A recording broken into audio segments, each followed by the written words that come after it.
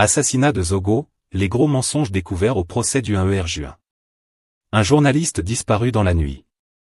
Un corps retrouvé, mutilé, abandonné comme un déchet au bord d'une route. Une nation entière qui retient son souffle. Et des mois plus tard, un prétoire. Des juges en uniforme militaire. Des avocats qui s'affrontent. Des témoins qui parlent. Et surtout, des vérités qui commencent à surgir là où des mensonges avaient été soigneusement plantés. Nous sommes le 1er juin 2026. Le tribunal militaire de Yaoundé vient de tenir une audience dans l'affaire de l'assassinat de Martinez Zogo, l'un des procès les plus scrutés, les plus commentés, les plus instrumentalisés de l'histoire judiciaire récente du Cameroun. Et ce qui s'est passé dans cette salle d'audience ce jour-là. Ce que les experts ont dit. Ce que les preuves révèlent réellement. Est radicalement différent de ce que certains vous ont raconté sur les réseaux sociaux. Alors aujourd'hui, on pose les dossiers sur la table. On démonte les mensonges un par un. Et on vous explique pourquoi cette affaire est devenue, malgré elle, le terrain de jeu favori des manipulateurs en col blanc du web camerounais. Restez avec nous. Parce que la suite va vous surprendre. Partie 1, contexte et faits. Avant de parler du procès, rappelons qui était Martinez Zogo. Ton posé, narratif, journalistique. Pour comprendre ce qui se joue aujourd'hui devant le tribunal militaire de Yaoundé, il faut d'abord revenir aux origines. Martinez Zogo. Ce nom résonne encore douloureusement dans les mémoires.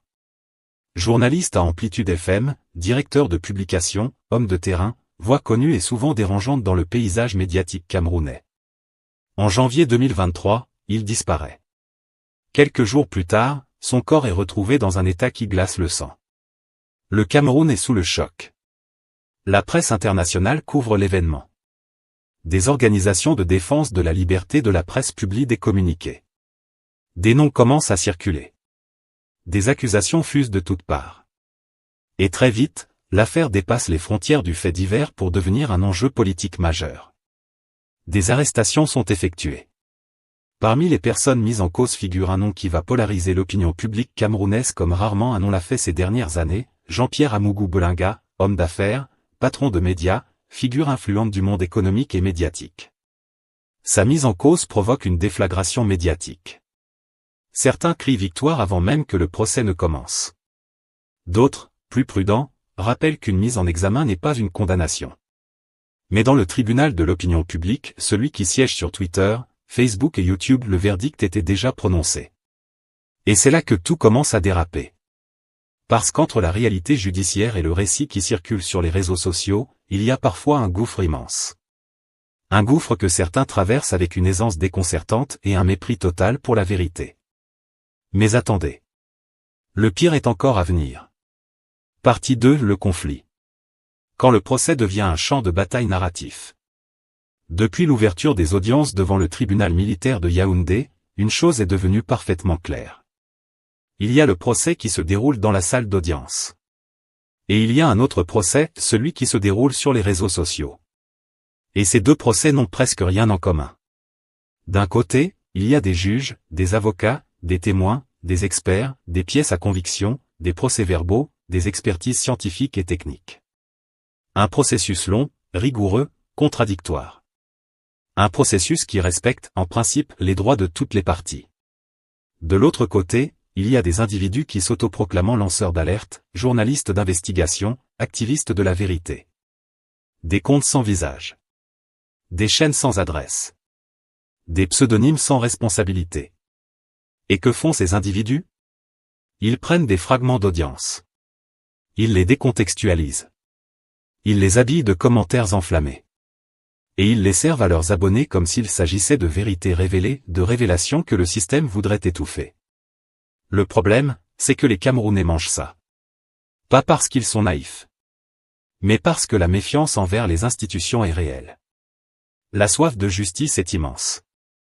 Et le format court, dramatique, complotiste des réseaux sociaux est parfaitement calibré pour contourner l'esprit critique. Résultat? Des milliers de personnes partagent des informations fausses. Des vies sont abîmées par des accusations non vérifiées. Et le procès réel, celui où les faits sont examinés avec rigueur, est noyé sous un flot de bruit. Mais ce n'est pas tout. Parce que l'audience du 1er juin 2026 a changé quelque chose. Ce jour-là, des éléments scientifiques et techniques ont été présentés devant le tribunal. Des conclusions d'expertise. Des données factuelles. Mesurables. Vérifiables. Et la plupart des narratifs construits sur les réseaux sociaux depuis des mois, n'y résistent tout simplement pas. Vous voulez savoir ce que ces experts ont dit? Restez avec nous. On y arrive. Partie 3, révélation et décryptage. Ce que l'audience du 1er juin a vraiment révélé. Le 1er juin 2026. Tribunal militaire de Yaoundé. Une audience ordinaire dans un procès extraordinaire. Ce jour-là, le tribunal a examiné des conclusions issues d'une expertise scientifique et technique. Des éléments concrets. Pas des opinions. Pas des interprétations subjectives. Des données. Et c'est précisément ce point qui est au cœur du problème. Parce que dans les heures qui ont suivi cette audience, une vague de commentaires a déferlé sur les réseaux sociaux. Des interprétations hasardeuses. Des conclusions tirées en quelques minutes de ce que des experts ont mis des semaines à analyser. Des affirmations présentées comme des certitudes absolues, sans source, sans vérification, sans nuance. Certains ont affirmé que l'expertise disculpait totalement une partie. D'autres ont affirmé le contraire, qu'elle enfonçait définitivement l'accusé. D'autres encore ont prétendu détenir des fuites de l'audience, des documents confidentiels, des témoignages exclusifs. Problème, beaucoup de ces affirmations sont soit fausses, soit invérifiables, soit délibérément tronquées. Et c'est là où il faut être très clair. Dans un procès pénal, qu'il soit devant un tribunal civil ou militaire, les expertises ne sont pas des verdicts. Une expertise, c'est un avis éclairé d'un spécialiste sur un point précis. Elle peut être contestée. Elle peut être contre-expertisée. Elle peut être acceptée ou rejetée par les juges, qui en feront leur propre appréciation. Ce n'est qu'une pièce dans un puzzle judiciaire qui en comporte des dizaines. Mais voilà, sur les réseaux sociaux, nuances et complexité ne font pas de vues. Ce qui fait des vues, c'est la certitude. La révélation. Le scandale. Et certains l'ont très bien compris. Alors, que fait-on? On prend une conclusion d'expertise. On l'interprète dans le sens qui arrange notre récit préconçu. On ajoute quelques mots dramatiques. Et on publie en revendiquant une exclusivité journalistique qui n'existe que dans notre imagination. Mais attendez. Parce qu'il y a une dimension encore plus inquiétante dans tout ça. Ces pseudo-révélations ne tombent pas du ciel. Elles s'inscrivent dans une stratégie. Une stratégie de déstabilisation, de pression sur la justice, de construction d'un récit parallèle destiné à influencer l'opinion, voire à intimider les acteurs du procès. Est-ce que cela signifie que Jean-Pierre Amougou Belinga est innocent? Non. Ce n'est pas ce que nous disons. Est-ce que cela signifie qu'il est coupable? Non plus. Ce que nous disons, c'est que ni vous, ni nous, ni ces pseudo-journalistes du dimanche ne savons avec certitude ce qui s'est passé. Et que prétendre le contraire, c'est mentir. Purement et simplement.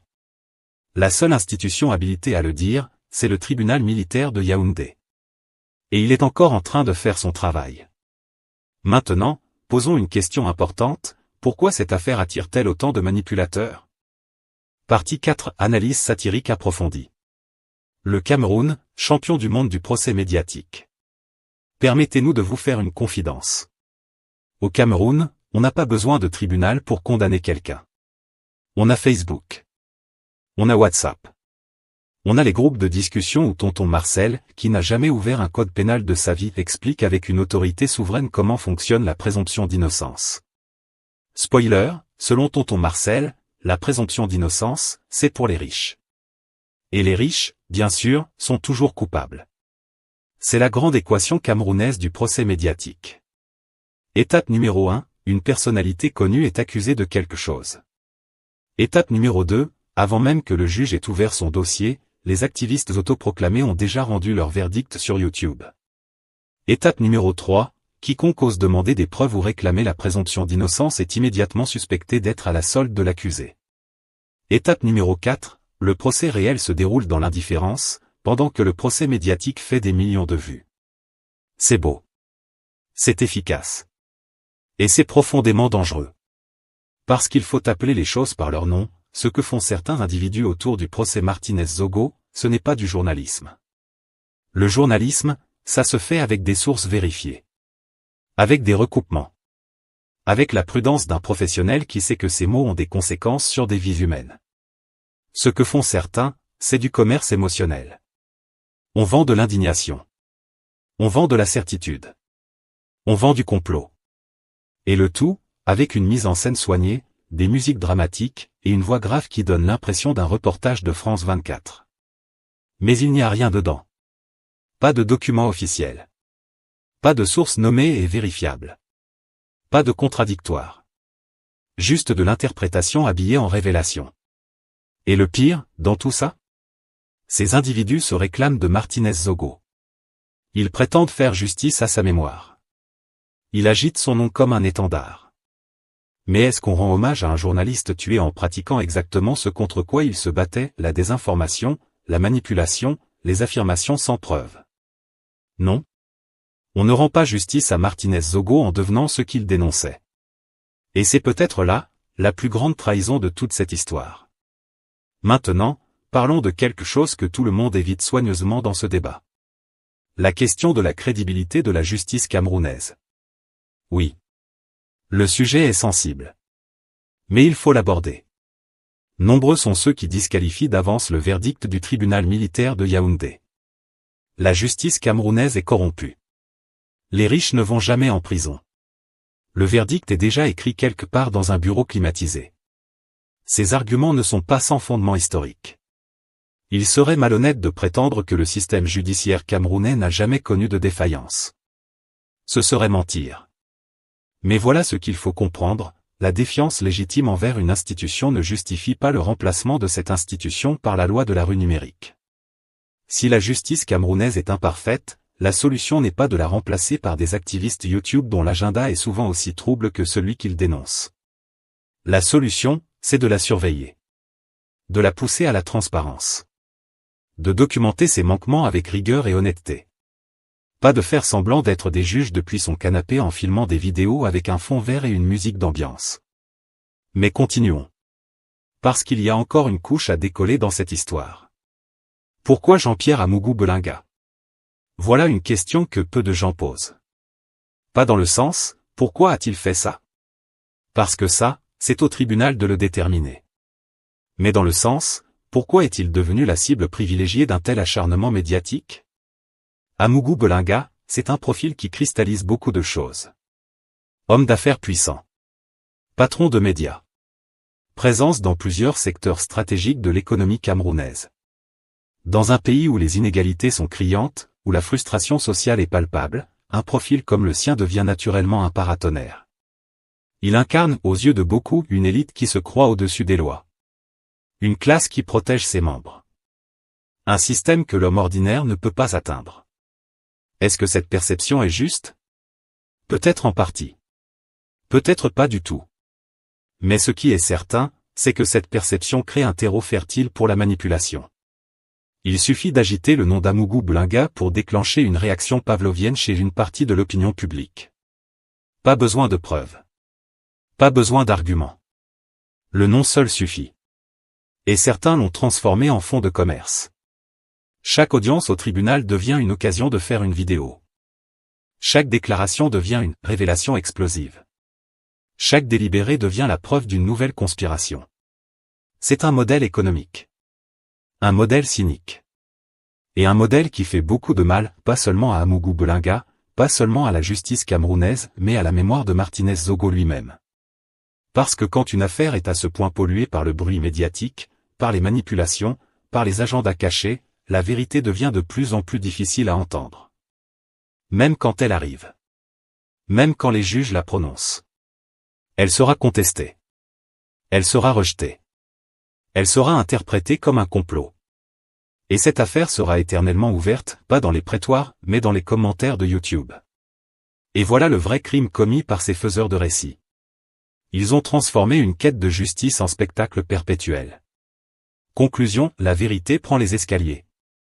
Il y a une sagesse populaire qui circule depuis des siècles, bien avant YouTube, bien avant les réseaux sociaux, bien avant que le Cameroun n'ait accès à Internet. Elle dit ceci. Le mensonge prend souvent l'ascenseur. Mais la vérité emprunte les escaliers. Et pourtant, elle finit toujours par arriver à destination. C'est peut-être la phrase la plus importante de tout ce que nous venons de vous dire. Parce que dans l'affaire Martinez-Zogo, les mensonges sont montés vite. Très vite. Propulsés par des algorithmes qui récompensent l'indignation. Amplifiés par des individus qui ont compris que la colère rapporte plus que la nuance.